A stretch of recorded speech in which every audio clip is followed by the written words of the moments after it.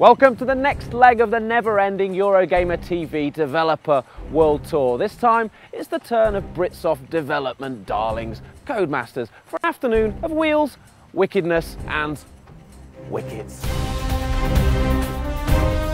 The, shall we say, more mature gamers amongst you will likely have fond memories of Codemasters from the 80s and the 90s, back when game series like the Dizzies and the Micro Machines reigned supreme. These days, the homegrown studio is best known for its racing games.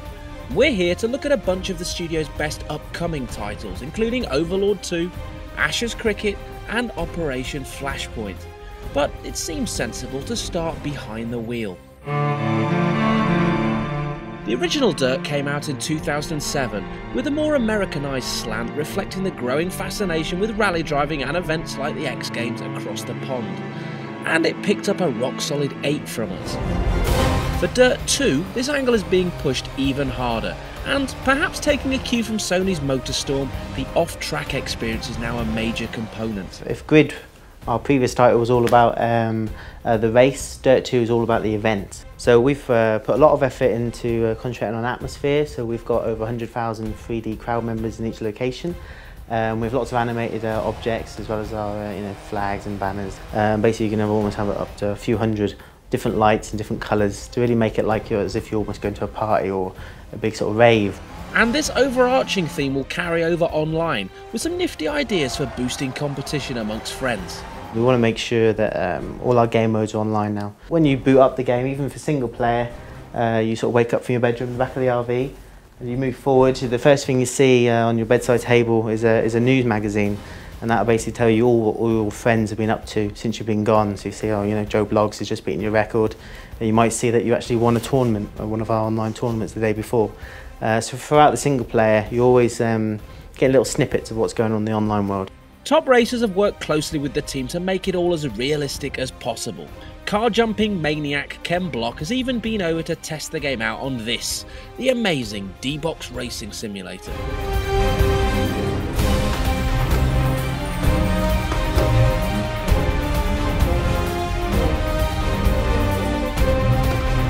Oh, he's gone off-road.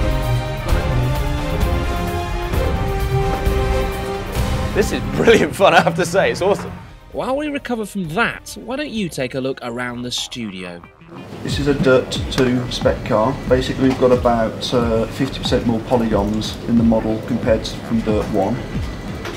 All the cars are modelled as accurately as possible so that all the parts can come off. This is our deferred lighting system. We design wanted us to do these nighttime extreme sports events that you've seen lots of things like this before, so they wanted to have these events set at night, and one of the requirements was to have lots of different light sources influencing the scene. Also got other particle effects for things like the crowd flares and these sparks here going off. We can't talk about a McRae game, of course, without mentioning the legend himself. Colin McRae died tragically just before the release of the original Dirt, but his name lives on in the sequel as well as his influence. It was a horrific time for us, nearly a year ago now. So it was a big hit. That we've missed his involvement in the game. Colin's involvement in the game is very much seen as almost the godfather of rallying. He's seen as a legend. So the characters in the game, such as Travis Strong and Ken Block, they mention him. And at the end of the game, there's actually going to be a Colin McRae challenge in tribute to him. Dirt 2 is due for release in the autumn. Now, to a style of racing the studio is getting to grips with for the very first time.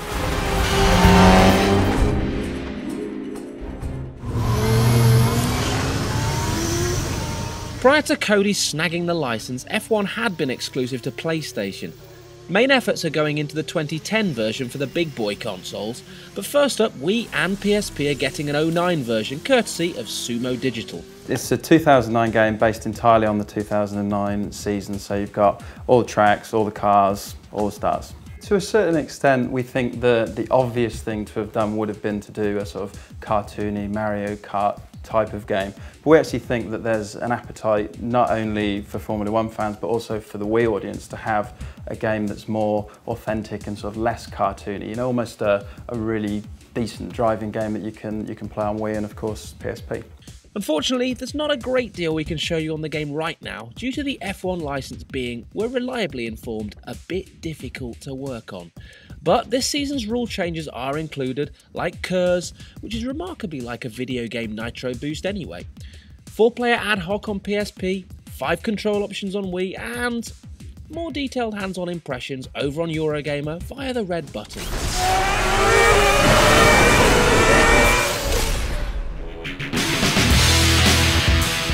Remember Operation Flashpoint? Hardcore, tactical, unforgiving, men from the boys stuff? Yeah?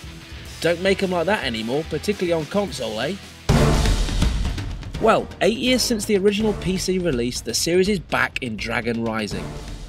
Now, has it softened up in old age? Well, the original game was viewed by some as being harsh, for the want of a better word, and we want to try and retain some of that hardcore element, but at the same time, you know, as I said before, a lot of games have gone under the bridge, and I think expectations have changed now. People still want a hard game, and they don't mind playing something that's hardcore, that's realistic, but it has to be fair as well, and I think it's that kind of that fairness that we're trying to balance out here. It's not a gung-ho Hollywood Rambo fest here. It's actually a very personal story of you being a soldier in the army. What's that like? How does it feel like? What's the atmosphere like? And, you know, it's actually pretty scary.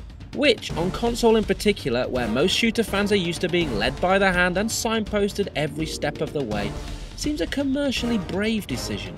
We kind of don't make any qualms about the fact that it is a challenging game. But again, I think this kind of perception that, you know, the PC market has a higher IQ than the console market, and the console market guys just like to, I think that's complete rubbish. It's the antithesis to this kind of Rambo game, basically. It's the thinking man's shooter. And you'll have a lot of thinking time as you traverse the massive open game world. The island's freaking huge, basically. I mean, we're over 220 square kilometres. You've got a draw distance of about 25 to 30 kilometres. We've got a bloody great volcano at one end. We've got salt flats. We've got a mountain range that goes through the middle.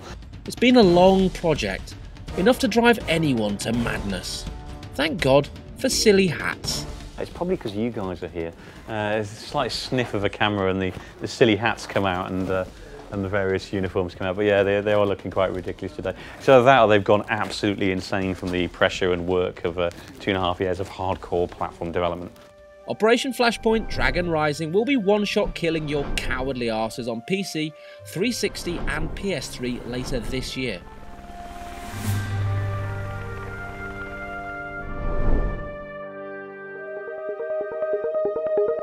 Now, if the unmistakable caress of leather on Willow leaves you feeling wetter than day 3 at Edgbaston, then there's only one sporting encounter that matters this summer: the Ashes. Handy then that Codemasters has picked up the license and is set to release Ashes Cricket 2009 on PS3, 360 and PC to coincide with the fiercely contested series, with a Wii version to follow. Which means goodbye Brian Lara, cover star of Cody's last game, and hello Andrew Strauss and Ricky Ponting, opposing captains in world cricket's biggest standoff. Now that Brian's retired, you know, obviously we have built a brand there, but I think the opportunity to pursue the Ashes license came up. Obviously, Brian, tragically for him, being born in the West Indies, was never allowed to partake in the Ashes, and when the opportunity arose to kind of tie up with the ECB and Cricket Australia, I think we made the decision there that it would be good to rebrand the game as the game of the Ashes. Fortunately, the way that cricket's developed over the last few years, it's actually given us an in to that, to give us a kind of almost separate game mode with 2020 cricket. It's almost like a completely separate game mode that revolves around that sort of mentality. If you want to jump in to our game and slap the ball around, then we've got a 2020 mode that you can go play. It's very, very different from a test match. Unfortunately, we don't have any footage to show you of this game just yet. They're even worse than that F1 lot. Even Paul Collingwood's moaning about his hair being too ginger. Isn't that right? I don't know what you're talking about. Looks very ginger in the game. I'm not asking that. I'm not talking about that. You've already got it on paper. Talk to his agent. As for the Wii version, surely it'll be Motion Plus compatible. Nope. Wii Motion Plus would allow you to do all of those subtle nuances and bat manoeuvres My concern is that only a professional cricketer would then be able to play it. I certainly wouldn't rule out a Wii Motion Plus version at some point. Anyway, Ashes cricket is looking promising at first glance, so stay tuned for more detailed coverage very soon. We're back! And last but not least on the Codemasters gaming roller coaster, it's Overlord. Or rather, Overlords, with 3 distinct games coming to 360 and PS3, DS and Wii. Play it again, Sam. Great for any megalomaniac out there. Essentially, it's a horde gameplay mechanic where you control loads of these creatures, these gremlin-esque sort of minions, and you just want to go out there and be as evil as you can. It allows you to be evil in a world where everybody's asking you to be politically correct. The beauty of Overlord is that it's a gamer's game that's not ashamed of the fact, and God bless them for making it that way. It's a gamer's game for people who are tired of the big heads, who are tired of that's a Wii game more for my kids. Although, you know, you kids can play this, it's for everybody. It doesn't dumb it down, if you know what I mean. We were able to sort of build it from the ground up to make use of the Wii remote, for example, the Wii nunchuck and stuff, the DS and its touchscreen capabilities. Well, you have to make a game that works for that from the beginning up.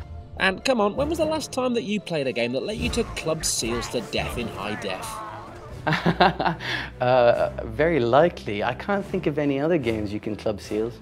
I hope there aren't any. I think World of Warcraft did something, but it won't be as graphic as this.